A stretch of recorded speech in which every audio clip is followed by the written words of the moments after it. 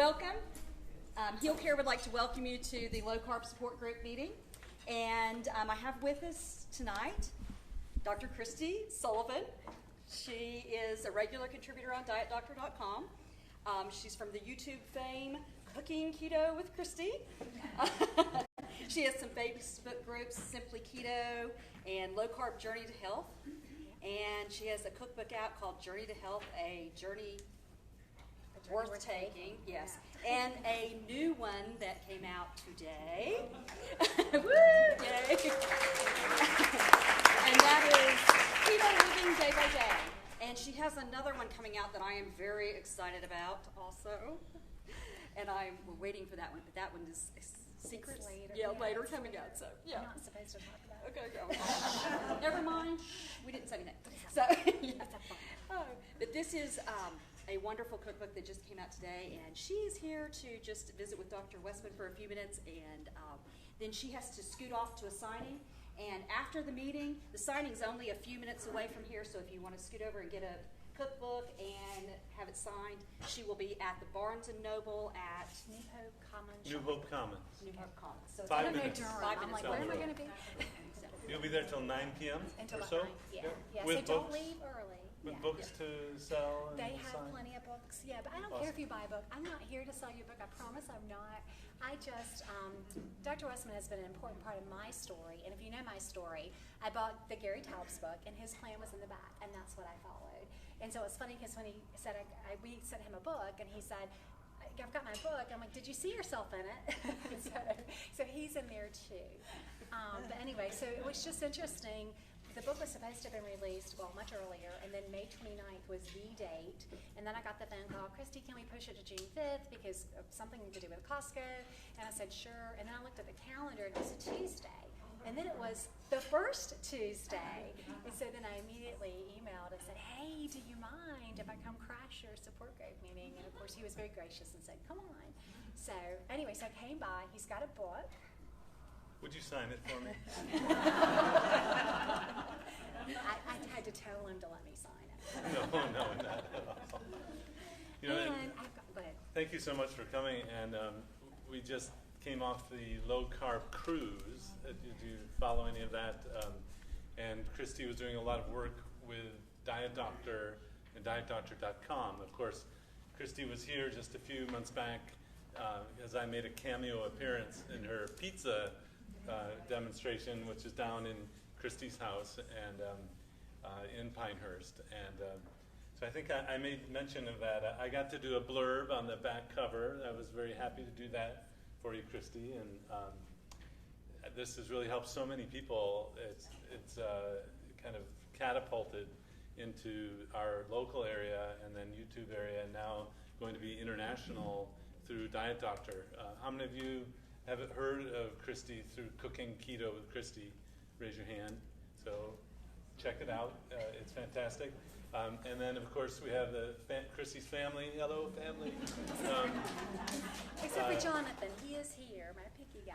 Yeah. He's out. He's out now. But so I had a great time. Was invited down to your house to have your southern hospitality in Pinehurst, and got to make the pizza. And so check out the pizza recipe at DietDoctor.com, and you'll see me, struggling to, anyway, to help make the pizza. That recipe's in here, and it's free now. They've released it on YouTube. And so you don't have to even be a member of Diet Doctor to see that video. It's there. So I'm going to give you this, and I got something else for you. Oh, okay. So you can be like the family. The Keto Living Day-By-Day t-shirt.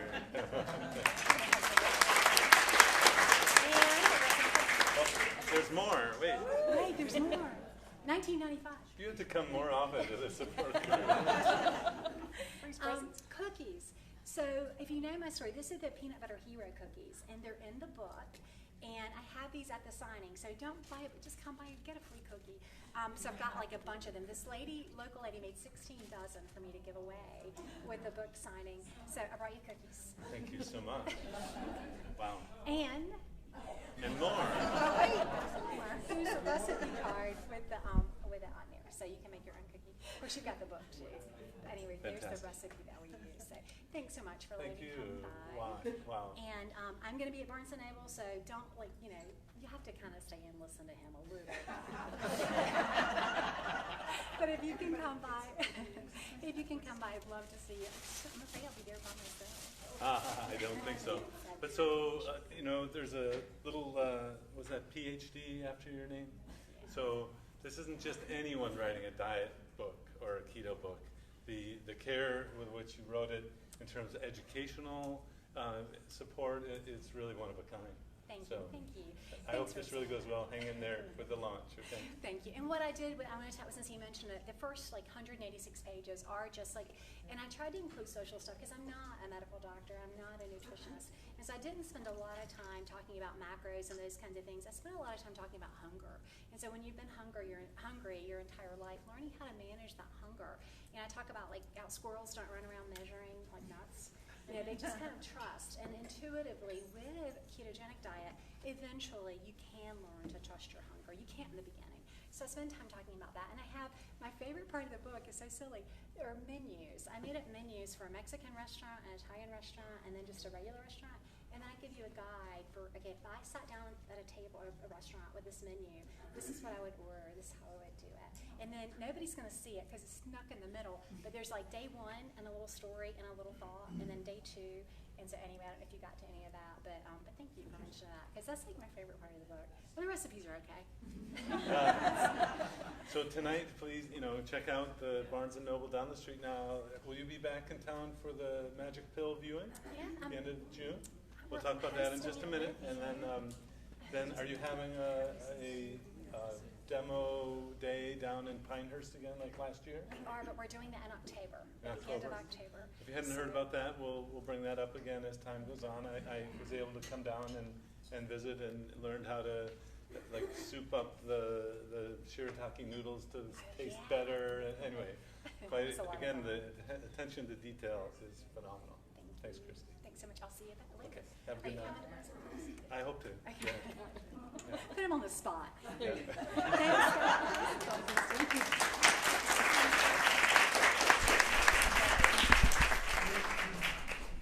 Okay, now Dr. Westman will be back in just a few minutes. He has a meeting that's going on out there, and he will come back in. So you get to see me for a few minutes. Is Tammy here, Tammy Gentry? She went to Barnes & Noble. Okay, she did. Okay. All right. I was just going to, we're going to try and get Tammy to, yes? Can you tell us the title of the book? It is Keto Living Day-By-Day. Keto Living Day-By-Day. So, yep, there it is over there too. And it did come out today, and I guess some people got theirs early through Amazon or something, and I guess Barnes & Noble. Okay, so wonderful. Great. All right, so I'm just going to tell you a little bit about myself. While we're waiting for Dr. Westman, I'll talk about me. So, yeah, Judy's going to be very excited. So, and some of you have heard this story, but I'll tell it again. The reason that I started with Dr. Westman is because Siri called me fat. Oh, no. Yeah, and we're not friends on that phone. I have two cell phones. One that was for my office. I'm a massage therapist, have been for 25 years. And I went to a cell phone for the office instead of having a landline because it was just easier. And then I have my personal cell phone. And I'd gotten in my car. I just finished for the evening. I got in my car, and I'm starting home, and I realized, where's my cell phone? It's usually attached to me. And so I'm reaching around in my purse, and I'm trying to find it. And the only one that I come out with is my office one. So I say, Siri, call my cell phone. She said, I'm sorry, I can't find fat in your contacts. Okay, now, yes, I had gotten up that morning, I had gotten on the scale, and I was the highest weight I'd ever been. Even fully pregnant, giving birth, I was the highest weight I'd ever been. I had complained about it all day long, talked about how fat I was. So now this is when I know that Apple actually stalks you, because it decided to call me fat. So anyway, if I hadn't really needed that phone, I would have thrown it out the window. But I needed it to call my other cell phone to find it, and I didn't want to have to turn around if I didn't need to. So I found my other phone, but I have not forgiven my cell phone or Siri for calling me fat. But it did kind of get me into gear. It made me go, okay, what's going on here and what can I do to change this? And so I said, I'm going to do some research. I'm going to figure out what I need to do. Where do I need to go from here? And so I started looking, and I said, I know that low-carb thing. What was that Atkins thing? I think they said he was right.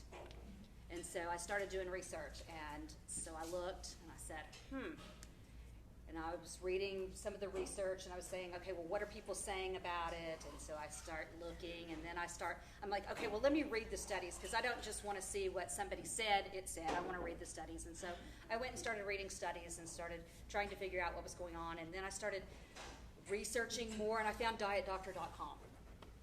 And once I found dietdoctor.com, there was these videos there. And if you just signed up for the free month, and I'm watching them, and I found this man, this Dr. Westman character.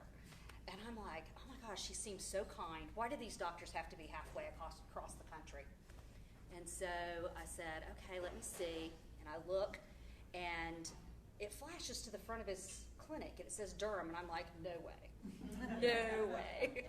And so I look him up, and sure enough, he's a Duke doctor, and he's in Durham. So I'm like, oh, well, I'm gonna go see him. So I start trying to figure out how to get into the Lifestyles clinic, and seeing that it's going to take 6 months or more to get into that clinic. And then I found HEALcare. And HEALcare was exactly what I needed. I found that I was able to go to the clinic and see Dr. Westman one time. I was able to get in very quickly, unlike at the Duke clinic. And from there, I was able to get a partner and get commitment coaching. So I only had to see Dr. Westman that one time. I had already started the plan prior to going to see him, which you're not supposed to do, but anyway, I had. And by the time I got to him within a month, I had lowered my A1C to the normal range. So I was no longer pre-diabetic, and so I just went into the weight loss part of the HEALcare program, where I lost 51 pounds, went from a size 14 to a size 2 in jeans, which we only buy that brand of jeans because the size 2 fits. So anyway, that's cut from the cloth in case anyone knows that they run small, or run large, actually. So anyway, I found, though, that this plan for me with the support with HEALcare was amazing. The partner was my how-to person. They could tell me how to do the plan, how to make this work for me. And they were able to, if I were going out for Thai food with friends, I was able to call and say, oh my goodness, I'm going out for Thai, what do I do? And they would say, hey, wait a second here, let's think about this. This might be what you'd want to order at a Thai restaurant. So that was really helpful. Anytime I felt like I was getting stuck, or if I felt like I was not losing and the scale was not, being nice to me, they would encourage me. They would help me set realistic goals. They would say, okay, you know what, but you lost a ½ inch off of your waist. So even though that scale's not saying anything, you've got measurements. They're proving that something's happening. So it was a wonderful experience. Then you also had commitment coaching. I have commitment coaching. And to be perfectly honest, I went to work for the company in January, and I still go to commitment coaching. I refuse to quit commitment coaching. So I absolutely adored that. That's where I got my head straight about this way of eating. There is no doubt in my mind now that I can do this for the rest of my life. I can go to a wedding. I can go to anything and eat on plan. And people will say, oh, it's so hard, I go out to eat all the time. Well, one of the first things I realized was that I could even go to Sam's Wholesale Club, eat in the snack bar on plan. And if I can do that, you can eat anywhere in any fancy restaurant. I can go to Sam's Wholesale Club, I order for $1.50, I order the Nathan's hot dog without the bun. I get a diet drink, not the greatest thing, but they're also not the worst. So I'll get a diet drink. I get some mustard, and I get a little packet of sauerkraut that has 1 carb. Tear it open. I have my lunch, and then I'm not shopping hungry. So it can be done. I have to say that I took a little break with my plan and said, okay, you know what? I feel really good. I got to the size that I said I wanted to be. And so I'm going to take a break. Well, I've decided I'm going to kick it back into high gear and lose a few more pounds because I have an idea that I want the scale to say a certain thing, and I know I'm here talking about not to pay attention to it, but we still have that thing. So, but I am truly, I think this is the plan to do it. It is phenomenal, and it's all backed by Dr. Westman. And with the HEALcare plan, at any time, if you have questions or any of those things, we have Ask Nurse Jackie. And does anyone know who Jackie is? No, Jackie Eberstein. And she was Dr. Atkins' nurse for over 30 years. Incredible, incredible amount of knowledge and support for us. So at any time, if we have any medical type questions, medical type questions, she is there for us, which is wonderful. And she gives us great information on that. So I'm going to open it up now and ask, does anybody have any questions about HEALcare? I'm not going to answer really low-carb questions until Dr. Westman gets in here. And maybe, Judy, you can go get him. So, does anybody have, yes? Is it membership or monthly? Or It is, what it is that you usually purchase a 4-month commitment to begin with, and then starting in month 5, it's like $75 per month. It's a little bit more expensive for that first 4 months, and I have to, but that is for the weight loss part. Now, if you have the medical part, we have a set fee that when you go to see the doctor, is a one-time fee, and then he determines your level of care, whether that's going to be a level 1, level 2, or level 3. And those are for if you're advanced diabetic, or if you're diabetic or pre-diabetic. And then once you get into the maintenance, and for that is level 4, and it goes down to $100 per month on that. So, but it is, yes. Do they do nutritional stuff like body fat index, all that kind of stuff on those visits? On the first visit, when you go into your first visit at the doctor, if you're in the medical part of the program, he has a scale there that does measure some of those things. Like insulin levels, all that. Now, kind you're of going to have some testing? blood work prior to your visit if you go through the medical part of the program. Now, if you're in just the weight loss, there's none of that's required. But you do have several different blood tests that you have done prior to for the medical part of the program. So if you have like hypothyroidism, stuff like that, you would have to be in the medical part of the program. Usually, it's determined, Nurse Jackie and several other of our nurses will review your initial health assessment that you can fill out online. Once you do that, then they review it and determine whether or not you need to be in the medical program or the non-medical. Celiac disease or stuff like that. I mean, that is going to completely determine the kinds of foods you can eat. Right, exactly. So, Okay. but on this program we are all grain-free anyway, so that really helps with. I mean, it's automatic. Celiac disease is a lot more than grain-free. Yeah, though. exactly, Yeah. most definitely. But it is, you're automatically not going to get any of that gluten and kind of thing. So that's going to be helpful there. But then they're going to tell you a little bit. And with the medical program, your partner is an RN or a nurse practitioner. So. Okay. is it covered through insurance? Occasionally, insurance will pay for it. We do not file insurance because people are coming from all over the country. So we do not file insurance, but we will give you a fully coded bill, and you can turn that into your insurance. So, yes. I just found out about Dr. Westman last night on YouTube, and I just found out about this meeting this morning. So afterwards, since I came in a little bit late, I'll be here early next time, I promise. Could somebody keep me up to date after the meeting is over? Absolutely. Thank you. Absolutely. See me after the meeting, and I'll be happy to answer. Food. Yeah, no problem. And No problem. I probably found him on the same YouTube video. Well, I found him on the Netflix thing that was on. Okay.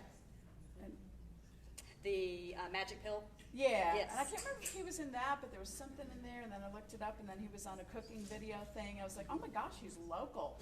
I know, that's exactly the way I It's felt like, too. aren't we blessed, they're not out in California this time. Every time you ever look at these kinds of things, you're always like, oh, why do they have to be, clear across the country? But not this time, so it's She wonderful. didn't come meet Kristie earlier. I know. She was here, and making the pizza with us. She was just here. Oh. She's doing a book signing at Barnes & Noble tonight. Oh, okay. Because she has her book in the center. Is that the book right This there? is the book, That's yeah. the book? Yes. Yeah, I She's need to here get that right one. before- Yeah. So, You mentioned the book. yes, the book. She saw the video of you with Kristie. Yeah, I mean, you emailed emailed you about a month ago, and yeah, so hi, I'm here. Probably one of the many that. I'm back. All right, wonderful. There, okay, now I've had to talk, so they've had to listen to me and hear my story again and all that. So, anyway, so without further ado, Dr. Eric Westman, and for those of you who are just here for the first time, Dr. Westman is phenomenal. We love him. He's the best. He's also written over 90 peer-reviewed articles on obesity, diabetes, tobacco. He is a New York Times best-selling author. He is our own fabulous, he's a co-founder of Adapt Your Life products and co-founder of the HEALcare clinics, the HEAL clinics, and he put those together because it was taking so long to get in to see him at the Duke Clinic for the Lifestyles Clinic, and he saw the need to being able to help people with their diabetes and get that reversed, and so he was kind enough to become a part of this HEAL clinics, and it's a wonderful, wonderful thing. And I personally have, can't speak highly enough about my experience with it. So, so much so that I insisted that they hire me, and they did. And so, and here I am. So, but without further ado, Dr. Eric Westman. So. Well, thank you. Have you gone around for introductions? Not yet. We were just kind of getting started here. So, is there anybody new here tonight? Okay. Say half. Mm-hmm. Fantastic. Yes. So, Anyone want to leap out and say hello while you're here? How we can help? Would you mind coming forward? Me? Yeah. Yeah, come on. Yes, come on. Calm down. Now, Yeah, we are streaming live, so you'll be on camera, so you'll be fine. It's all right. You'll be fine. I'm from Rocky Mount, North Carolina. I have to really speak up like you're talking to him. Get my high school teacher voice on. I'm from Rocky Mount, North Carolina. I just found Dr. Westman on YouTube last night. I've watched 3 of your videos, and I called your clinic this morning and found out about the meeting, and so here I am. I don't know anything, and I hope someone will get me up to speed after. Oh wait, you saw the videos, you don't know anything? I guess I'm not a very good teacher. No, you are fantastic, as a matter of fact, because I have been researching keto for the last 2 weeks, sort of moving into it as I finish up things in the kitchen cupboard, and giving things away to the local food pantry, and so I'm really hoping that this will help me to get on board, and I'm very glad to meet all of you, and I know we can do it. Yes.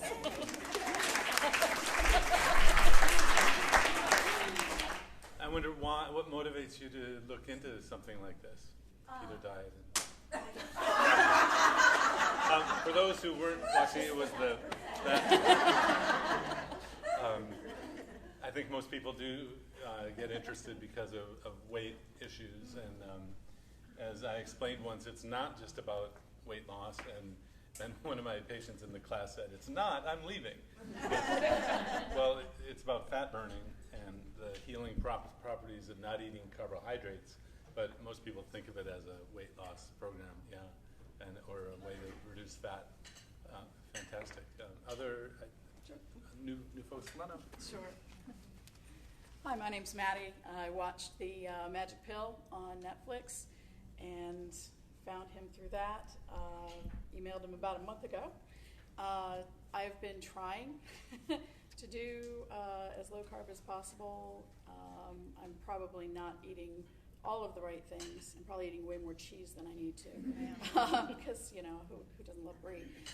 My daughter is has a public health degree, and is all into the Beachbody, and she's very fit. She's able to do these crazy exercises that I don't know how human beings can do them. So her impact on me has been, "Mom, while you're out today, I'm going to throw away everything we shouldn't be eating." And she did. She didn't throw out the flour or the sugar yet. I told her the other day, "You got to go throw out at least the brown sugar." So I'm here. I was 50 pounds heavier about 5 years ago. Unfortunately, I don't have insurance right now, so I can't afford the Victoza, which is $907 a month. And I talked to my doctor, and he says, well, if you can't do that, your only option is to do low carb or keto. And I said, well, you know what? I'm in. That's cheaper.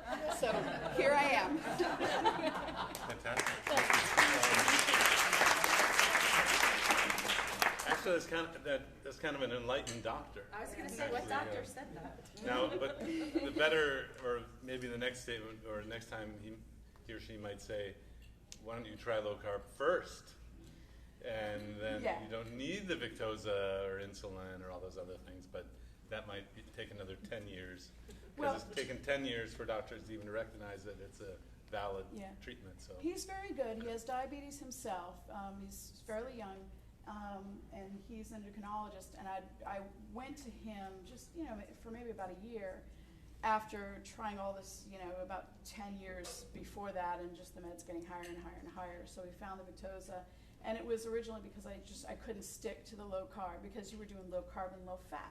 That's what the thinking was. That's what I thought I was supposed to be doing with the South Beach thing. And it seemed like that I just couldn't do it. Yeah. I couldn't stick with it. So that's why this is different. Great. So, Great. yeah. Other, South Beach was a result of Dr. Agatston seeing the low carb and the low fat, and he never treated anybody before writing the book. In fact, he asked Dr. Atkins for questions about what to put in the book. That's a whole other sidebar. So you want to look to the old Atkins stuff, not the South Beach. But hello. Hello. How are you? Excellent, thank you. Well, I'm here because I have a girlfriend of mine who recommended the program, and she said she was in a critical state in her health, and she found such a solution. And the big thing she said to me was, you can literally take a piece of bacon and dip it in mayonnaise, and you're good. If you like that, yeah. So she's, I'm very interested in eating for health, and reversing disease with food rather than medication. And currently, my dad has been in the hospital for 11 days, couldn't eat. They finally got him from liquids to a solid, and the first thing they gave him was meat. And he's a pre-diabetic, and they gave him potatoes. And here they're giving him insulin. So I'm like, wait a minute. So I said to my girlfriend, when is this? And I need to go there. So I'm here because I'm going to be my dad's, and my mom's as well, caretaker right now, transitioning from the hospital home to a new quality of eating. So, I know of organics, and I know about, eating the raw foods and the enzymes, but you really need to take a holistic approach, and I think you have a lot of knowledge, and Duke Center coming in. We were just in Australia with my husband, and when we shared this person got so excited. She's like, oh my gosh, I can't believe Duke is doing this. So, it's a lot. Thank you. Thank you. So I guess get into diabetes a little bit. 100 years ago, in my office, there's a book from 100 years ago. I did a video with Dr. You having books that from 100 years ago? Or Yeah, being well, 100 years old? Yeah, or but something? I didn't write that one. Just checking. I'm really 120 years old. And keto makes him look so good. I guess I was talking to some doctors today over in Raleigh at a grand rounds, and so I'm sorry, my mind is getting back to so diabetes 100 years ago was treated with this diet, not medication. I mean, they didn't have medicine, and so this is really just kind of going back to what was used before, and the idea that hospitals feed potatoes, pasta, rice, carbs to people with diabetes is really absurd. And the good news is Dr. Mark Cucuzella in West Virginia has actually gotten a hospital to become sugar-free and to actually have a way to order a low-carb menu for his patients. And he had to personally lobby the staff and the director and all that, but so there's change, and I refer everyone to Dr. Cucuzella, Dr. C, we call him, in West Virginia, and he's done an adapt video for us as well, but I can connect you with him if you'd like. But great, well, I hope you're parents do well. And any other new folks? Right here. Yeah. Come on down. Up. Over.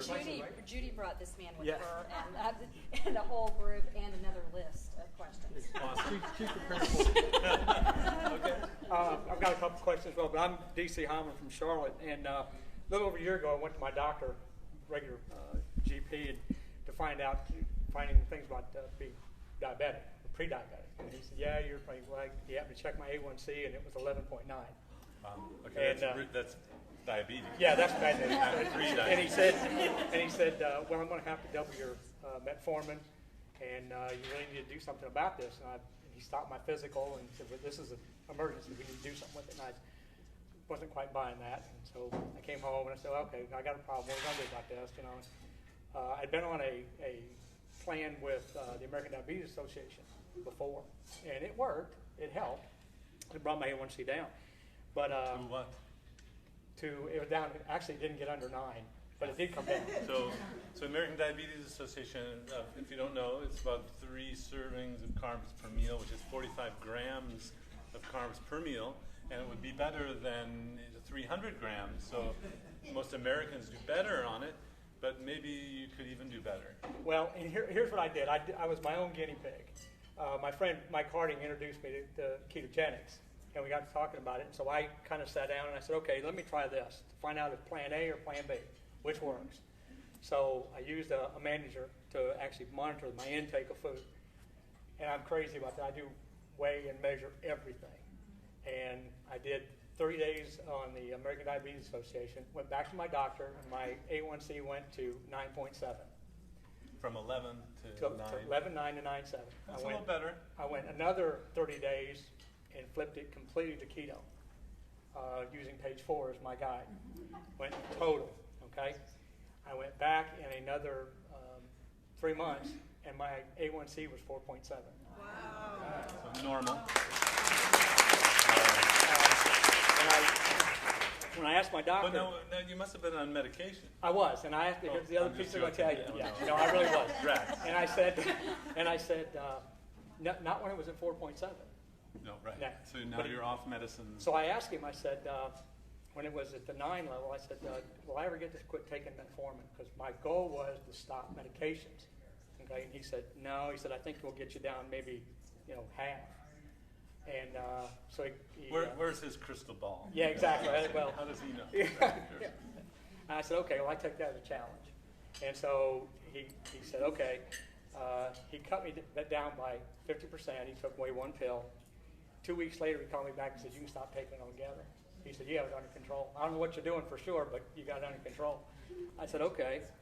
And the sidebar was the weight loss, but that was not the goal. The goal was to get off of that medication. Since then, I've dropped 2 blood pressure pills. I've stopped using a CPAP machine. I've lost 60 pounds from total. And just sidebar, my son, who was heavier than I am, followed the same plan. He said, if you can do it, I can do it. He's lost 100. Yeah. He's 32. Okay. But I do have 2. The go ahead. younger you are, the better it seems to work. So do it now, because you're never getting younger, right? Yeah. Okay. And he's not quite as crazy as I am when it comes to weighing and measuring everything. Well, and neither are most of my patients, but I'm more power to I'm you. crazy. But anyway, Yes, you had a question. the 2 questions I have, I am a long time patient on Coumadin. Had to do a PE, turned into a This is a blood thinner medicine that you have to have certain dietary requirements restrictions. Yeah, for. you have to, vitamin K. You got to cut your vitamin K. One of the things I have noticed is since I've been on this plan and doing this lifestyle change, is I'm having a little more difficulty regulating my INR. It wants to go down, which is counterintuitive to the vitamin K intake because I have very little vitamin K intake, and we're still trying to figure out why that is. Okay, I don't know. So if you're on a Coumadin or medicine like that needs blood monitoring, the main point is just keep monitoring the blood. And sometimes the medicine needs to be adjusted. But honestly, I can't, there are really no big studies on this. It would be really nice to have just, 50 people on Coumadin, on keto, and seeing what happens to be able to come up with guidelines for that. But in the meantime, you just have to keep monitoring. Yeah, we're still trying to figure out how much the dosage is going to have to change in order to get to the right therapeutic level. But of course, there are different reasons for anticoagulation, and if you had a heart valve that requires you to be anticoagulated every moment of the day, you want to be extremely careful about changing the diet. With something like a PE or DVT prophylaxis, it's not quite as every minute of the day you have to be anticoagulated. But just if you're going to try this at home, make sure, and you're on Coumadin, that you get the very close monitoring. Yeah. And the other thing I noticed was I have cold feet and hands that I didn't have before, but this winter was extremely difficult with cold feet and cold hands. So are you still losing weight? Yes. Okay. Slightly, not So as it's much, but probably the metabolic response to losing weight. You can see it on lots of different weight loss programs, and it's probably a little extra adrenaline. No one really knows exactly why. That's fantastic. Now, do you have your driver's license with you by any chance? I do. Can I take a peek? Sure. Because you might have just told me a story, and You know, I was kidding. I'm really who I say I am. okay, you've changed. Yeah, a little bit. Yeah, a little bit. This is the test. You can see if someone's pulling your leg or not. Or so if I ever do that in the clinic, it's just to Look at the photo. see the Well, I'm change. his friend, and we ran an organization, and a lot of people kept coming up to me and going, "Does DC have cancer? Is he Well, okay?" right. A lot of people thought he was. They're worried that you might be sick for some other reason. Well, you talked about size of clothes. I went from a 42 snug waist pants down to a 33. So it works. I'm telling you. It works. You can eat the leafy greens then on the diet, which we discussed last time. You don't really need, you can kind of fudge that, but that would be, you can't have all the leafy greens probably with the Coumadin, right? Well, so the management of the Coumadin or warfarin, the anticoagulant, you just want to have the same amount of leafy greens, but some people drop them all together and have a healthy lifestyle, getting vitamins in some other way. But just be careful with that particular medicine, especially if there's a heart valve, or I now have a dozen patients whose heart failure is so bad they have pumps implanted in their chest, helping the blood go around, and they have to be extremely careful. In fact, they have a blood monitor at home to check their INR, and we're helping them lose weight. In fact, 2 people might not even need the heart transplant anymore because they've lost so much weight, their heart's pumping again. And so anyway, a lot of these medical things, you just want to make sure there's good monitoring. Now for your children or young folks, I think this is healthy eating for anyone. I mean, this is just when you step back, there's no requirement to have sugar, right? And starches really are just sugars.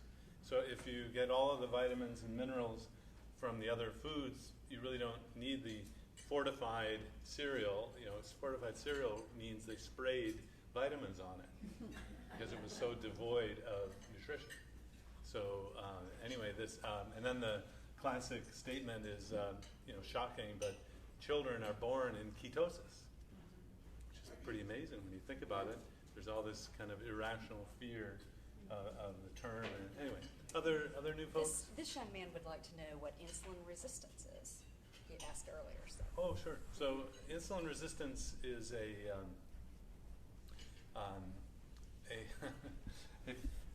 I guess it's not a syndrome. It's a condition or a metabolic state where the insulin, which has normal functions, can't function like it used to.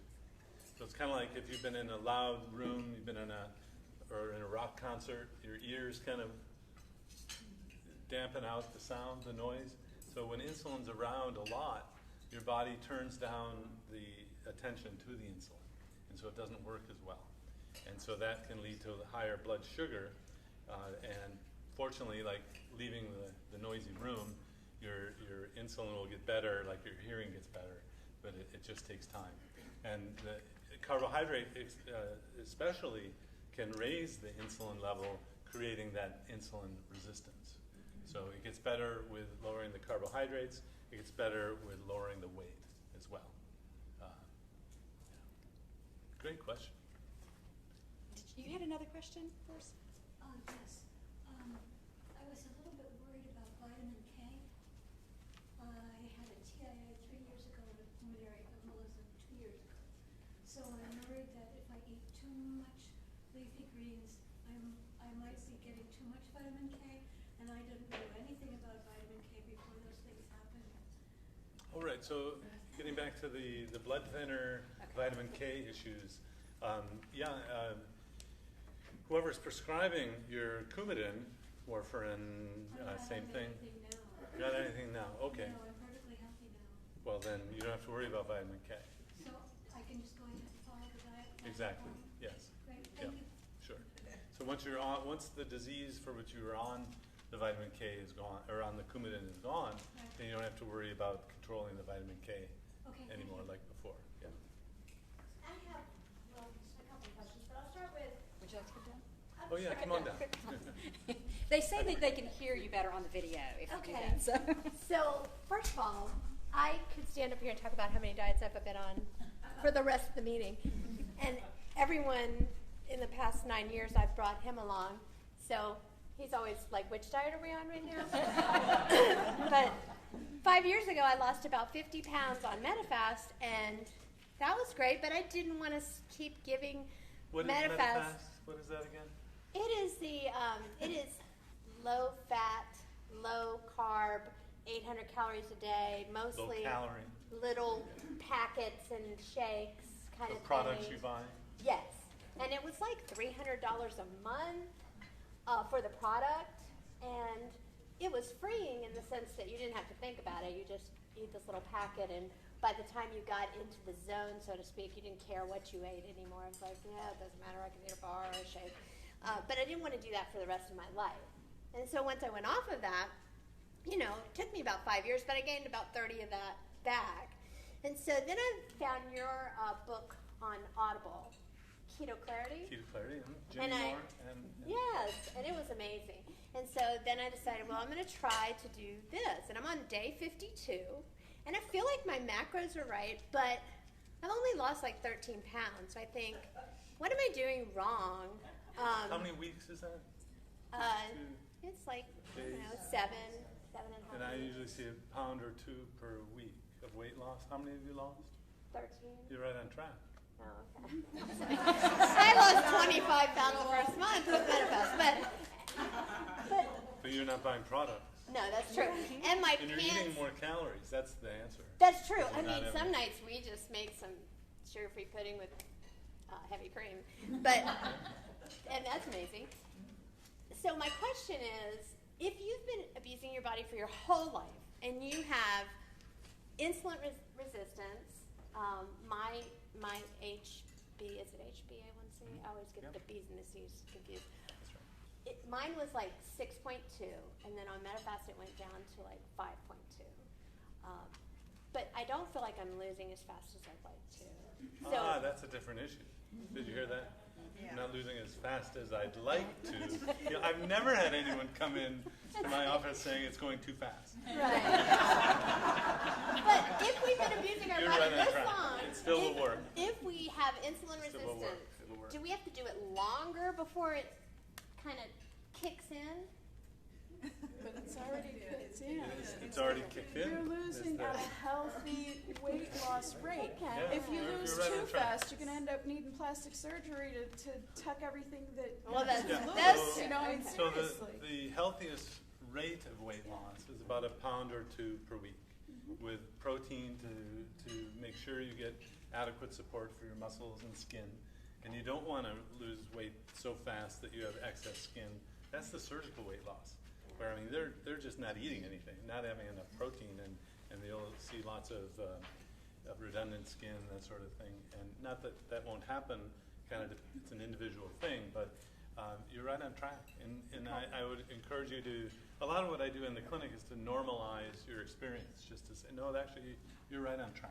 Okay. And you want to make sure you're following what we call a properly well-formulated low-carb ketogenic diet. We call it a high-fat, well formulated, adequate protein, not high protein, and Keto Clarity is a great source. There are other Before sources. I listened to that, I think I was getting too much protein, and it was converting to the glucose. So that was.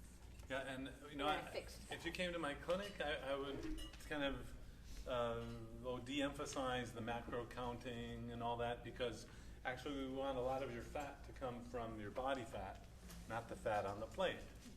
So there's actually a range of fat on the plate. It might be from 50 to 80% depending on the day, and you want your body fat to dictate, how much you're burning of how much you actually eat.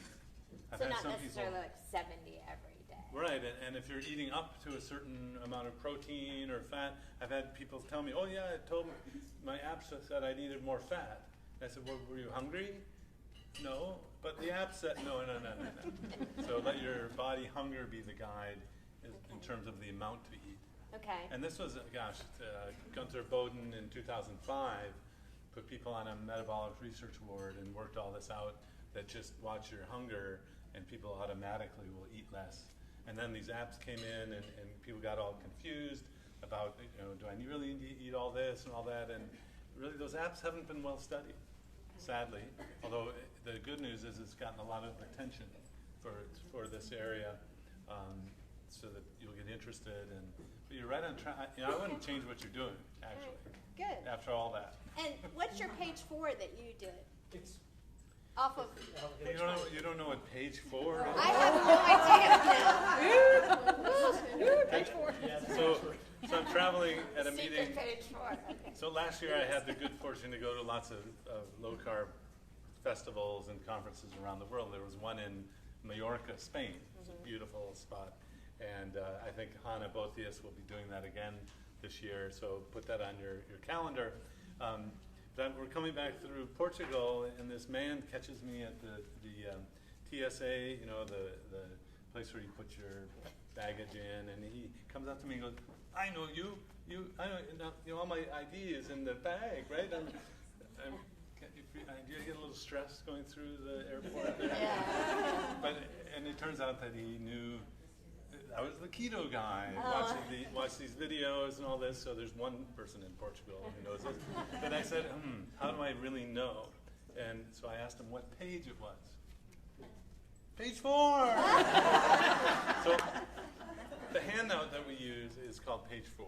Or excuse me, it's called the Lifestyle Medicine Clinic No Sugar, No Starch handout. Okay. And page 4 is what has the list of foods on it for you to stay to. So in the class today, I said, I don't want you to eat anything if it's not on page 4.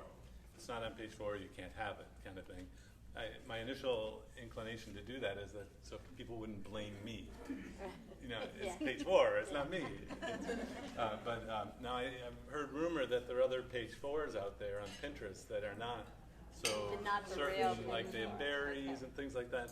So maybe we'll come up with an embossed, notarized page 4, but you can actually find the list of foods on Pinterest, page 4. Yeah. Okay. It's actually page 16 in the HEALcare handbook. Well, it's 16 and 17 and 18. Yeah, that's so, true. So.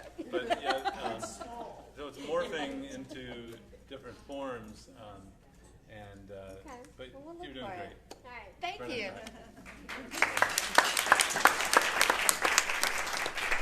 I think Judy has like a whole list again. Do you want to come in with your punch list? Of I know, questions? you know how she is. But Reminds me oh, of short list this time. Oh no. Hello. How are you doing? All right. Just a quick FYI. I was taking notes. FYI, pollen allergies. I didn't have them this year. I think it's that keto thing, right? How could that be? Oh, shocker! I don't know. How can Well, it? so if you think, thanks for asking. So if you think of a glass, in inflammation is the water, okay? And then let's say your symptom is when the water comes over the top. So let's say you have pollen allergy. But the carbohydrate was leading towards some of the inflammation. So you'd have symptoms when the inflammation got to a certain level.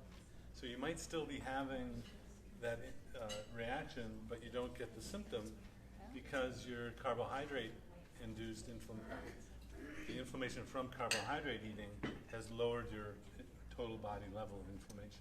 That's just our theory about why a lot of diseases and inflammation become less symptomatic or without symptoms at all. Okay. Or you switch to Claritin. Well, but I just have to say, Flonase nasal spray is something I screen for because it's a steroid, and some people absorb the Flonase and it actually makes them gain weight. So be careful with that. It's very potent, but it also has that side effect. All right. Aspartame, is it an inhibitor to weight loss? Diet Pepsi, Diet Coke. Well, Diet Pepsi had aspartame free for a while, and then they took it away. What? Yes. Well, Again? it had Splenda in it, though, So- right? It That's had Splenda in it. I don't It know. had Splenda, but It had that's not Splenda in it. But Splenda's worse. I mean, worse in different ways. So. All right. Does it inhibit weight loss? That's a great question. And what I can put into your confusion is that a lot of people can drink Diet Coke and Diet Dr. Pepper or Diet Pepsi, I don't care, and they lose weight. So I know it doesn't affect everybody. And there are other people, I do listen to my patients. In fact, that's how I got into this mess in the first place. A couple of men were losing weight eating steak and eggs, and I followed that signal. But anyway, so I've probably had a dozen people, credible anecdotes, tell me the only thing I changed was stopping the artificial sweetener, and I started to lose weight again. So there's really no published science about it to understand it, but I would say that's one of the techniques we use if someone's stuck, but you don't blame artificial sweeteners if you're over 20 total carbs a day. First thing you want to do is get into the ketone level of low carb, and then worry about those things. That's not the answer I'm she gonna- wanted. I'm going to owe my She agent just wanted some you money. to say no. That's what But I that's not the answer she wanted. Okay, so Who are you trying to take? Judy can't have any aspartame. How's that? We'll just give you that answer. All right. The other one. Can you eat too much protein and get out of ketosis? That's what she. Well, absolutely. I did not know. What's the Yeah. What's the gram? Is it a gram? How many grams? Again, your mileage may vary. It's an individual thing. But now the good news is we're starting to study these things. In the past, we're still kind of in the dark about it. But it's something you can measure your own ketones, and we've done a couple little mini studies to show that it can matter. Yeah. All right. As long as you keep your total grams under 20, can you eat anything? That's on page 4. No. Oh. Can you eat anything Ah. as long as you're under 20? So let's see. Gross. So let's say you're in my class. Now, that's interesting. I don't have the same class every time, so you might not have heard this. So rule number 1 is stay to page 4. There are no nuts on page 4. There's no alcohol on page 4. So you stay to that. Rule number 2 is stay under 20 total grams. You'll probably be in ketosis. Can't guarantee it. But if you're eating something off of page 4 and it's working, great. But if you come back having a glass of wine a day, it's not on page 4, and you're not losing weight, I'll look at page 4 and say, there's no alcohol on page 4. So, but I learned this method because the page 4 list actually came from Dr. Atkins. And Dr. Atkins has used this for 30 years in New York City. And people would come and pay big bucks to see Dr. Atkins. They'd come from all over the world. It had to work the first time. And so that's why the clinic population that I get, often they've tried everything and then this actually works.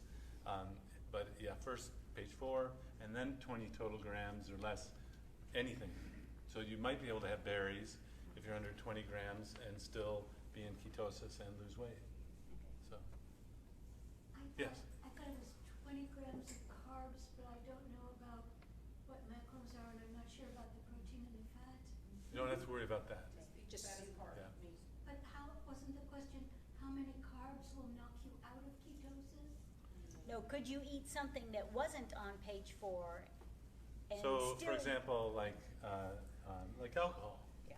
or like a Carb Master yogurt, which has 5 carbs per serving, and you stay under 20 for the day, that might be fine. Or you have Diet Ocean Spray cranberry juice. There's another apple juice in our area that's sugar-free, just hit the shelves, and you probably can have that as long as you count that as part of your 20 total grams. And what about the protein? So you really don't have to worry about that. Okay. As long as you stay to the allowed list of foods. Well, it's not just that too. It's if you eat you eat when you're hungry and eat until you're full. And if you're eating enough fat, that'll make you satisfied. If you're eating enough protein, you'll be full. So you need to listen to your body. So that helps. So if you're just starting, this is kind of you're wondering what to do. This is not like the information session to get you started with all of the information. You can get that at YouTube, and there are lots of different venues. And I've done several videos in different formats. Some higher level in a stage, others sitting in a little conference room in my office. So I would encourage you to get that entire information. The HEAL Clinics was set up so that we could teach people at a distance anywhere, but then if you have a medical problem, you need to see a HEAL practitioner.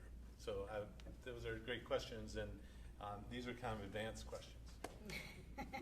Go on. All right, last question, I No, promise. that's okay. Occasionally you get out of ketosis. And how long does it take to get back in? And each time you go out, does it take longer to get back in? It's a great question. I don't know.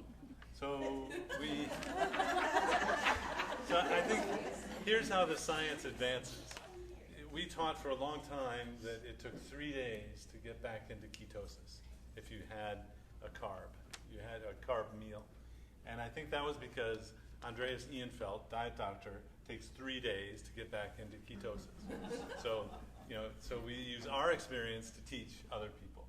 And then now that more and more people are getting into this, we've done a study now where we gave a quote, carb cheat meal and looked at people, and the worst case scenario, the people who had been dieting since they were 10 years old.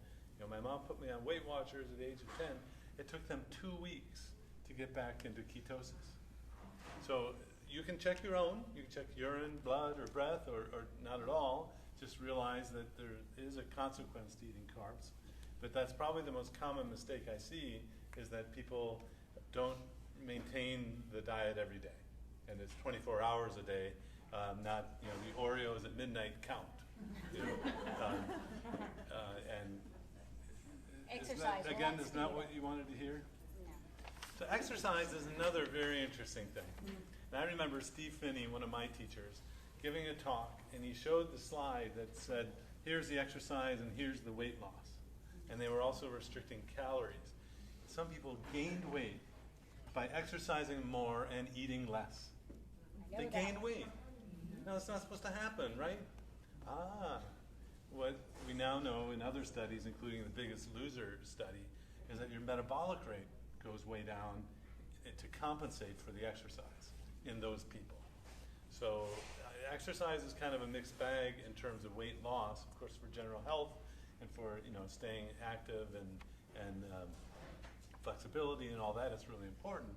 But I don't emphasize it in our program for that reason. It can actually make your metabolic rate go down so much that you come in thinking you're not losing enough, and there is that balance of people pay me for losing weight, and if they come back to me and don't lose, then they don't lose weight, they don't come back to me, and I don't have a job. So, but I would say do what your body tells you to do in terms of exercise. And actually, Gary Toms did a video podcast once where he said, have anyone read Good Calories, Bad Calories?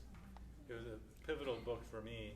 Gary Taubes, Taubes, just showing us how we got into the societal problems that we're in, kind of unraveling the science behind the low-fat diet. It's a really important book for that. Good Calories, Bad Calories. He was talking about how there are different types of people, like there are different types of animals, different types of dogs. And you wouldn't expect a hound dog to turn into a greyhound by putting him on a treadmill, would you? I mean, so there's some people who aren't designed to exercise. And so the idea that exercise is for everyone. Yes, I know. Well, how many? I'm one of those. Have you Yes. traveled recently outside the U.S.? I mean, who jogs? I mean, the American tourists jog there. but or the people who think they're becoming more American, and so worldwide, formal exercise like that, activity, walking, things like that count. Okay. All right, that's it. Thank you.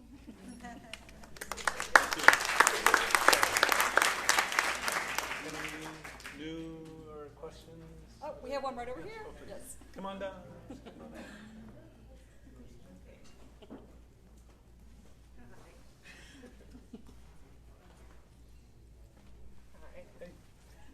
don't like being on camera, but anyway. My name is Alicia. I've dieted all of my life, and I actually had gastric bypass surgery about 12 years ago. It helped with a lot of things, like I had problems with hormone changes and stuff, so I wasn't able to have children, so I have 2 wonderful kids.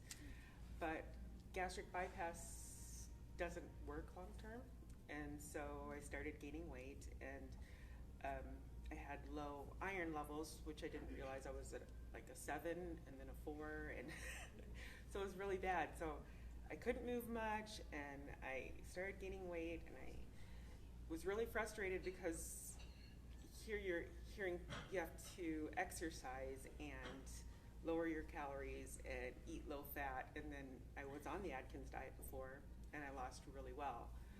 But keeping that up long term was hard for me because once you go off it, you gain 5 pounds right away. And then I was always binging after I went off of it because I'm like, oh, the damage is done already, so I might as well just go crazy and then start again tomorrow or Monday or whenever. How many of you have this going on in your head? You're not alone. You're not alone. So this next time, I decided that I had to do something that was actually going to work for me. And I have 2 kids, one's 9 and one's 6, almost 7. And I was trying to teach them how to eat. And so how am I going to teach them if I don't know myself? And giving them Atkins wasn't going to work because they were going to eat sweets at school and they were going to have carbs even if I tried to restrict them at home. So I'm trying to figure out a way. And so this summer we've decided to do a YouTube channel. And I hate YouTube because I don't want to put all of my business out there to everybody. But I figure, you know what, people aren't blind, so I don't care how baggy of clothes I'm wearing or anything, they know what's under here. So might as well just accept it and put it out there. So we're gonna do this, and we also have ADD and other things going on, so we've heard keto helps that. And so we're going to just go from beginning to end and show what we do, how we do it for a family, because it's very hard to do it just for yourself when your family is doing it too, or not doing it. And hopefully we'll be able to have a lifestyle that we can continue this on as a family. And my husband, who will look at what I'm eating and shake his head and say, that's not healthy, how can that be healthy? And will complain about what I cook for the kids and then give them ramen noodles. What does he look at and say is not healthy? Well, cheese. I put Anyone cheese think on things. cheese is healthy? We're outnumbering your I husband. know. How about steak? Bacon? No steak. Why don't you put lean meats in there? Oh, that's like chalkboard, like lean meats.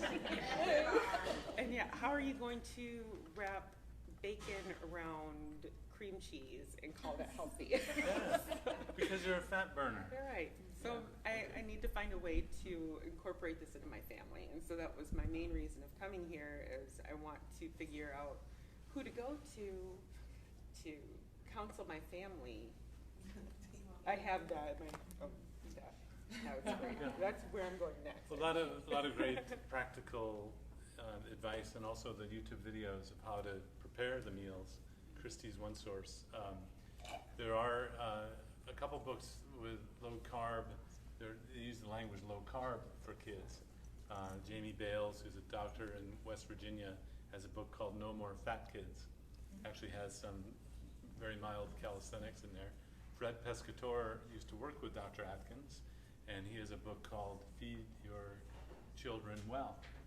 So there are some low carb books with children in mind, How about the whole ketosis thing? I mean, they're still growing, so of course I know I need to make sure that they have the right amount of protein in order for their. perfect. Yeah. So protein makes you grow. But So how about the sugar and stuff that I don't can't eat it. help? That, like if they go to school and it's kicking them out of ketosis every time, is that going to do damage to their metabolism by continuing No. to? No. So basic nutrition tells us that protein comes first. You need protein to grow. You need protein to sustain your muscle as you're aging. You don't want to become older and without muscle. That's called sarcopenia in the medical term. And you can run your body on sugar, carbs, or on fat. So if you're fundamentally teaching and eating a keto diet running on fat, and then your child or you go have some sugar, and you burn sugar, and then you burn it off, you're not creating any damage other than having the sugar. So the temporary increase in sugar won't harm the ketosis. Children are very flexible in going back and forth from sugar burning to fat burning, more flexible than we adults. So I have no concerns that way. In fact, does anyone have any resources for children? Yeah. Maria Emmerich. Well, of course. Maria Mind Yeah. Body Health. Her two kids have been raised on it, and she's got some great tips for like little goldfish that the kids eat and Do you know that name? Maria I Emmerich. watch like a million things, and that sounds familiar, but I don't know where I heard it. dynamo. Yeah. She's a lot of free stuff on her website too. She's a lot It's of called free information. Maria Mind Body Health. And if you wait, one of us will write it down for you as well. Yeah, great resource. And actually, most kids want to feel better. Yeah. And if you send them to school with healthy lunch that makes them feel well, you may be surprised. I'm hoping so. Yeah. We're starting a business, and I want it to be centered around something that's going to help our lifestyle versus just anything to make money. So I need to make sure that my kids and that we're practicing what we preach too. So cafe, and I don't want I don't want carby stuff in the cafe. So. Fantastic. Thank you. Thank you. Good luck. Thanks. Hope to see you back. How you doing?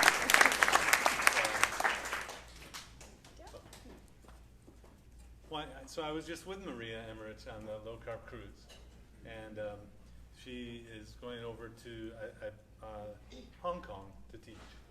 So knowing her energy, if I just had a fraction of that. She's in Italy right now. Italy now? Fantastic. Hello. Hi, I'm Amy, and my husband David's here with me. And we actually both work at Duke Health. And so we watched the Magic Pill, and then we found your YouTube videos. And then we found out that your wait list is like a year long. So, we found this support group. And I was just following up based on your story. I thought it'd be good for me to come up here because I had gastric sleeve surgery and lost a good amount of weight. But they really don't tell you, you go through your 6 months and you have a lot of like support, everything there. You have your surgery, you have like a couple of follow-ups, and then there's really no support. And then once my honeymoon phase was over with, we actually moved here from West Virginia. You keep saying West Virginia, so.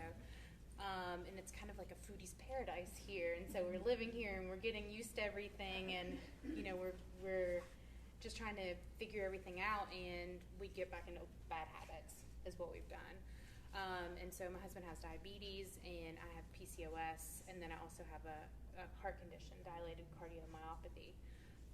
And so we realized that we've fallen back into this trap of the bad eating and stopping on the way home from work instead of making meals. And so that's why I did all this research and found the support group, and just wanted some help with that to keep us kind of on track. So I cleaned out basically our entire refrigerator and cabinets and pantry, and I've got 4 bags to donate to the local food pantry. And this is a theme. I have a hard time doing keto with people who get food at the food pantry. That's where all the carbs go. That's where all the carbs go. So yeah, I have some patients who go to all sorts of places. Yeah, no, we're donating to the food pantry, so we did everything like local organic. No, but they don't need it either. I know, but I don't know. Right. Yeah, I mean, I guess I could throw it away. It's still sitting in How are the you bag. getting started? What have you learned? So just researching everything, and I was a little confused because what I've heard, like I'm confused about like net carbs versus total carbs, and so that's a little, and just getting used to eating like the fats, because you're ingrained in your brain you're supposed to be like low fat and low carb and low calorie. So just trying to take into consideration that the fats have more calories, and just trying to reprogram yourself, I guess, is what we're trying to do. Are you going to read a book, follow a blog? Yeah, so I have a couple of keto books at home. I actually have Maria Emrich's book. And then I'm actually going to Barnes & Noble after this to go get that book. And I follow like Peace, Love, and Low Carb, a lot of like Instagrammers, and just following lots of people, just trying to get a lot of different recipes and trying to, figure out what works best for us. So I often learn with informal surveys who has had success using net carbs. There are a couple of hands. How many of you follow total carbs? Most people, but that might be because you're coming back here, of course. But so net carbs can work for some people, but total carbs will work for everyone. Okay. So it's kind of like the over-the-counter medicines. Mm-hmm. If you have a pain, you have an ibuprofen, that's called net carbs. It might work. Right. But if you really want it to work, it's prescription strength to use total carbs. Okay. But net carbs, often people will have the wraps that have a lot of carbs, total carb, or have the fake food products, convenience foods that you look, it says 2 net carbs and it says 20 total carbs in the back. So using total carbs also gets rid of all that noise. There's something in some of these products that make you want to eat more and have hunger. And in my program, I de-emphasize the macro counting and say it's great if you can have high food quality foods, but it's not necessary. Okay. I learned recently over in Houston from, she's in San Antonio, Ask Nurse Cindy is her name, has a big following on YouTube, that you want to eat as high quality protein as you can afford. Okay. And that also accounts for some of my patients are eating at McDonald's. And it was funny you mentioned driving home. Well, it's okay, just don't have the carbs at the fast food places, and the program will work. You can maintain fat burning or a keto diet by just not having the carbs at the restaurants. Okay. Or fast food too. But okay. Good luck. Yeah, we're great. trying. And I'm in the Duke Health system.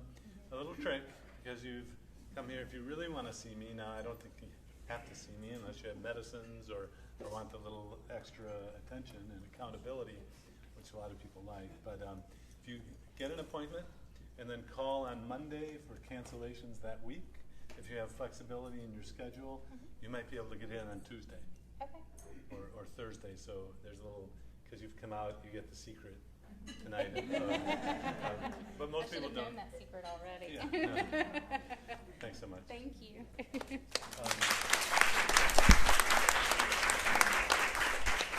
So did you want to? We have one more. Yeah. Got another question? Come on down. Okay.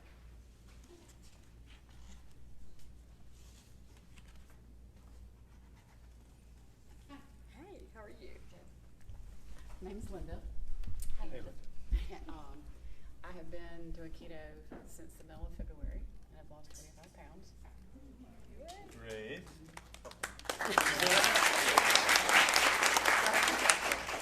I couldn't hear you. We can't hear you. I'm sorry. I've been on keto since the middle of February, and I've lost 25 pounds. But I have 2 questions.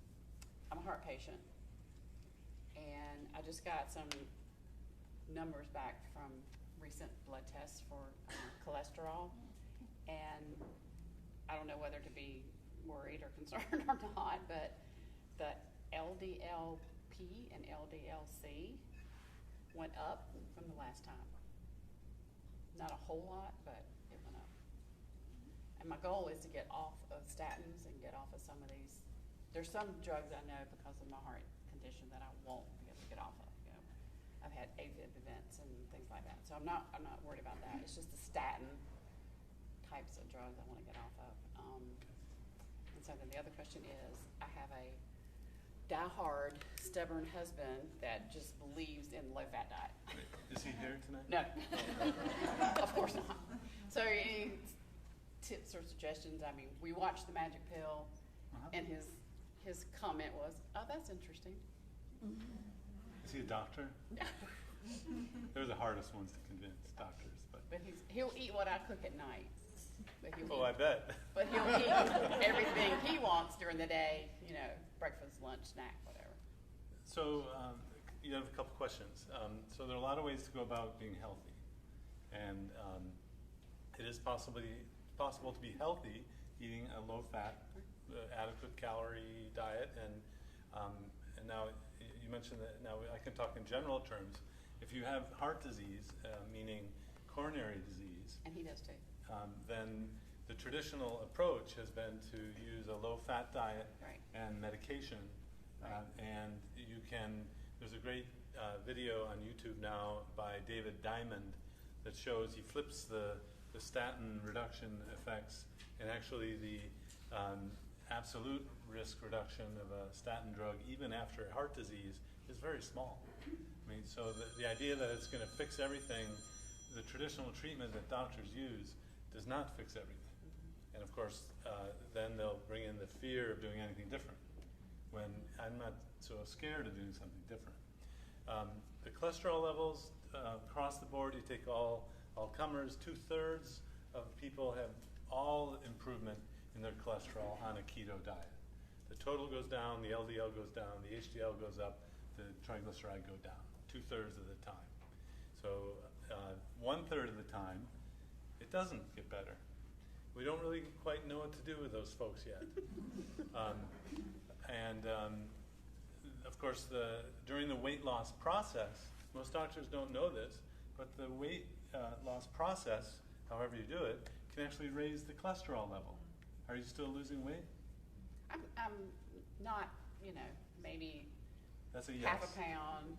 No, are you yeah. still? Yeah. Yes. Yes. Thank you. So you're still losing weight. Still losing weight, and so the cholesterol might go up falsely in response to the weight loss. Right. Well, the blood test was only a few months ago because it was a scheduled heart blood test. Right. So I haven't really been in ketosis that long. So I want to go back and do it again, like in 6 months. So I discourage testing of the cholesterol levels, lipids, while you're losing weight. The metabolism is very different. If you step back, all of the fasting lipid profiles done in these studies are in people who are actually either weight stable or they're gaining weight. They're Americans. They're actually not in the same metabolic state that you're in. Now, don't trust your doctors to understand this. Okay, I mean that would be like it's just asking them to think about the same thing, and now you're asking them to think about something else. Most will not understand it. If the insulin goes down, the blood sugar goes down, you fix diabetes, you fix the high blood pressure, you don't have heartburn, you're not on that pill anymore, and you're down 50 pounds, 60 pounds, and your LDL went up 10%, and then you stop it. This is going back 10 years. This happened all the time. Even in my practice, the other doctors would quickly measure your blood test because you're on, it's not my diet, but you're on the keto diet. And then they say, look, it's so bad. Now we know there's pause, time out, wait till the weight loss process is there. And then now we're still kind of figuring out. So I've been following, let me put it another way. I've been following people for 10 years with LDL and total cholesterols that are really high. And they don't develop the heart disease based on calcium score or carotid or aortic disease. So we're still in an uncharted water in terms of population studies, but the current treatment that the mainstream medical people have does not totally fix things. So especially if you've had progression of disease, doing what your doctors have said, that's not good, right? If you've had progression of any disease, right? So if your diabetes doesn't get better based on the treatment you're getting, consider something else. I'm thinking about this a lot because next week I've been invited to Zurich to be among experts in nutrition to talk about cholesterol. Well, I've heard two doctors say that cholesterol is not what they thought it was, and it's not such a big deal like they used to think it was. That's where I am. Yeah. And so I'm like, why is he so upset that it went from 935 to 1,000? Because that's what we were taught. So I shouldn't be worried. Well, I can't give individual advice. In general, I look at more than just the cholesterol level. So. All right. So what do I do with this low-fat husband of mine? Cholesterol clarity. Yeah. Well, Tell him to cook his own dinner. Tell him to cook his own dinner. But his weight goes up, down, and he thinks that he's doing good because he's losing weight on a low-fat diet. But yet, then 2 days later, it'll go back up 2 pounds, and then it'll go down a pound, and it'll go up 3 pounds, and it'll go, So it's not really. Well, so you look at people at a maintenance weight, like you're at your goal. It never really stays the same. So we kind of look at a 5-pound up and down, and then your alarm goes off when you're up 5, 10 pounds. So it doesn't. We encourage people to weigh no more than once a week. Kind of get rid of these every day. Yeah, get rid of these fluctuations, and so it kind of depends on. I have a slide deck on the 10 most common myths about low carb. So it depends. If he's afraid of eating fat, then he's got to read Good Calories, Bad Calories. If he's afraid of the cholesterol, he's got to watch David Diamond's video on. So there's different places to go, but I don't know. I just give up on it. Now, if you were give up on whatever. But often in my clinic, what I'll say is bring him to the office. We'll chat. I'll rough him up a bit. No, it's just explaining that it's just food. That's the main thing, I think. So. Yeah, and I think not so much maybe the weight issue for him or anyone. It's just all the other stuff that the carbs and sugar are doing bad for your body. Well, Linda, tell him what he's not going to give up on his diet. Bread, ice cream, cookies. That's what he's not doing. On his low fat. So he's a typical American. You're the trendsetter. Yeah, well. So thank you. Yeah. Thank you. We have just a few minutes. We have a guest appearance tonight from a book author. I don't know if you followed the research on Alzheimer's disease and how there are a couple books now. One of them called the Alzheimer's Antidote. And interestingly, I was talking to someone outside who was also interested in Alzheimer's treatment. And so, Amy Berger, do you want to come up and say hi for a moment? So, has anyone read Amy's book called The Alzheimer's Antidote? You can see there are a lot of books to be sold here. Please just say hi. Awesome.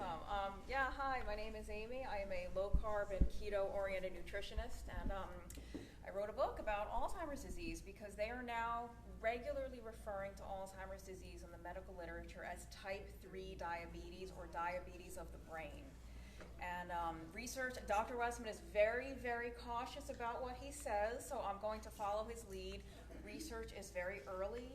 It's preliminary, but it's really, really promising, and I think there's so much potential for a low-carb or ketogenic diet to possibly slow the decline in Alzheimer's, and I think if done properly and if implemented early enough in the disease process to potentially reverse it. And there's really zero effective pharmaceutical drugs for this condition. There's no treatment. And so by doing a ketogenic diet, someone afflicted with Alzheimer's or the precursor mild cognitive impairment literally has nothing to lose except their morning bagel. They might have to give up some of their favorite foods, but in return, they might get their brain function back. And like I said, it's preliminary, but I think there's enough data at this point to at least encourage people to give it a try. Yeah, and so the common theme is insulin resistance 20 years before the symptom is starting to cause Alzheimer's. So 20 years before the memory loss, the process is happening. And what fixes insulin resistance? A keto diet, or other methods of keeping the calories and down. So I'm on board in terms of the theory, and as a preventive sort of thing, the theory is very sound. It's just that when someone is symptomatic, especially late stage, it's just, it's going to be tough. Like cancer, it's a tough disease, but why not start now, which is a great conclusion. It's difficult enough, as we all know in this room, it's difficult enough to adhere to a low-carb or ketogenic diet long-term when you want to, and when you're young and you're motivated, let alone when you have lost your cognitive faculties and when your caregiver has to force you to eat things you may not want to eat or takes away your Fruit Loops. Dr. Westman made a really, really good point that is not talked about enough, not only in the Alzheimer's community, but in the chronic health condition community, and that is, he said insulin resistance, and Alzheimer's takes root 20, 30 years before. Nobody wakes up all of a sudden one day with severe dementia. This is something that builds over time the same way type 2 diabetes builds over time, and cardiovascular disease, and PCOS, and erectile dysfunction, and all of these metabolic things. The phrase type 3 diabetes is a little bit misleading because there's a lot of people who are lulled into a false sense of security regards to their health, because there's literally millions of people walking around with perfectly normal blood sugar and perfectly normal hemoglobin A1C because very, very high insulin is keeping the sugars in check. And in Alzheimer's disease, a major, major risk factor for developing it is chronically high insulin, even if your blood sugar is normal. And that's the same thing. In type 2 diabetes, the blood sugar is the last thing to rise. By the time the blood sugar rises, your insulin has been playing catch up forever, and it's only when it reaches that tipping point that the insulin can't keep up anymore. That's when the blood sugar starts to rise. Or you could just stop eating carbs. Just stop eating carbs. That's the easy answer. Is the ketogenic diet good for bipolar? That's a great question. There's a couple some anecdotes. I saw a video or whatever, and it was very promising. I thought, I would say there are some credible anecdotes about keto diet and bipolar and other mental health conditions, and I'm getting some nibbles from young researchers who want to do studies in this area, which is pretty exciting. There's nothing that says you couldn't do a keto diet now, really, for any condition. The muscle disease, McArdle's disease, was 4 people getting up in front of the Low-Carb USA conference saying, we have this rare disease and we're better because we're not eating carbs. And so Stacey Reason in the UK followed these people up, and now there's going to be a keto diet for metabolic muscle disease in London this fall.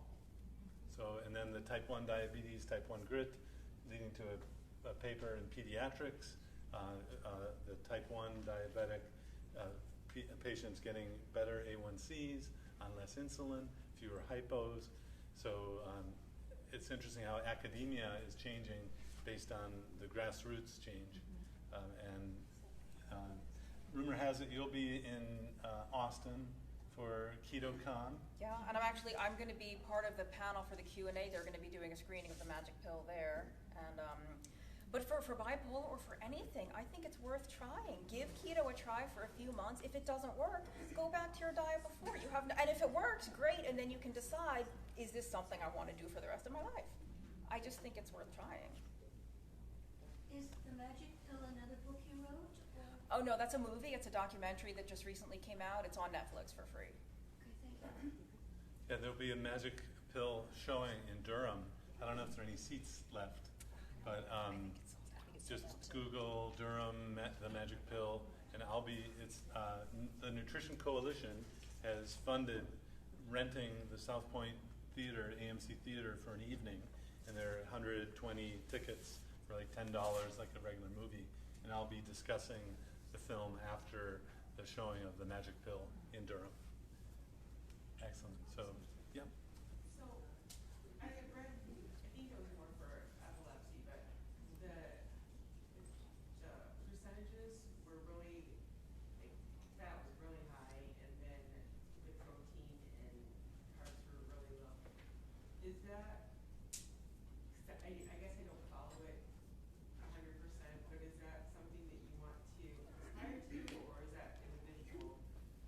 Yeah, so the classic teaching, especially if you've had nutritional training, you've learned about the ketogenic diet, which is a fairly extreme diet for the treatment of childhood epilepsy. That's not what we're talking about. We're talking about the new keto diet, which is the merging between low carb and paleo in the modern day. It's much more flexible. You don't have to be monitoring macros, although you can. I was reviewing something recently where a dietitian said there are all these nutritional deficiencies with the ketogenic diet, and she was mistakenly thinking about the old ketogenic diet for epilepsy. So it's not the same thing. Two different things, right? Yeah. You said It's that's not not what I'm doing at all. Yeah. This is what I'm saying. No. But just explain that that was a different, and well, it's still used today, but it's a lot stricter, and they are more careful about higher fat in that kind of approach. Yeah. I think we need to wrap up in just a few. Yeah. Thank you. Thanks, Amy. Just wondering if this keto diet would make an effect. My mom has 2 blood platelets, and she's had schizophrenia for a very, very long time. She's had 2 blood platelets, 2, and she's been living like this for many years. blood platelets. Yeah, 2 blood condition. So Okay. her platelet count is 2. Is too low. Just 2. Instead of 145 up to 400,000. And people wonder how is she even walking around. Now that's her. My dad was just diagnosed with gastritis, which obviously is inflammation. But when they fed him, they bypassed the pancreas so it wouldn't create, I guess, enzymes. And I'm so like, okay, what do I need to do? What do I need to feed him? How do I feed him? Could I be feeding him the wrong thing? And his stomach has swollen like 3 times his size. This sounds kind of complicated to be answering on a Facebook Live. I don't know how to. I mean, I want know what to say. I know that this is like I'm most likely he's getting out tomorrow, and I need to transition him. So it's kind of like which way do I go? Nutrition is such a big part of it. Well, of course, ask the healthcare providers that you're working with. Some sort of liquid feeding maybe at first, but that sounds complicated. And the blood diseases and that sounds like a platelet deficiency or hypothrombocytopenia or leukemia or something like that. And I don't think there's any dietary overlap there. I haven't heard of that before. So should we wrap up? Yes, Don't forget about Heal Clinics, who are sponsoring this. You can get the treatment at a distance if you have no medical problems with trained partners, the Heal Clinics. Amber's more than happy to help you connect to the Heal Clinics system. If you have a medical problem, you need to see one of our providers. We have a couple new clinics in Virginia, so it's not only Durham, North Carolina. We're working toward a lot more clinics, and we're focusing on the Southeast United States. While it might be a year to see me in the Duke Clinic, it might be a week to see me in the Heal Clinic. If you really want to see feel like you need to have that connection quickly, and happy to help with the Heal Clinics or at Duke or online or adapt your live videos and all that. And on the tables, you'll see there's little cards for HEALcare, and that gives you instructions there to go to our website and fill out your free, no obligation initial health assessment. And what that does is gives us just the idea whether you need to go through the medical path or the non-medical path. And then after that, you'll be receiving a phone call from me, and I'll explain the program again in detail for you. So, yes. I have one more question. Okay. Jogging a plateau. They are the curse of my life. How do I get off a plateau? off a plateau, you mean a weight loss plateau? Yeah. Yeah, so it depends what method you're using. Keto. So it depends how you're doing keto. Let's say someone has come to me, I'm troubleshooting, the weight hasn't changed. The first thing I do is put you on a scale to see if the water weight has gone up.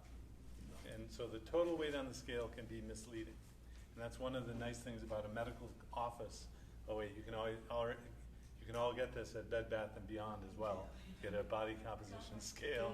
But so I wonder if the water weight change has been there. And then it is possible to eat as many calories as you're burning, even when you're eating fat calories. So we do have to address how much people are eating sometimes in a weight loss clinic if you're using a keto approach for losing weight. Another way to say it is we want your body to start burning the bank account you have here, and if you keep putting in money or food and you're withdrawing the same amount, you're not going to access your savings account. And In other words, check the amount. the amount you eat, yeah, and that it comes down to the calories or the energy in that might be an issue if you were at a plateau and you were following the well-formulated keto diet. Yeah. See you next month? Yes, we'll be here next month. First Tuesday of month.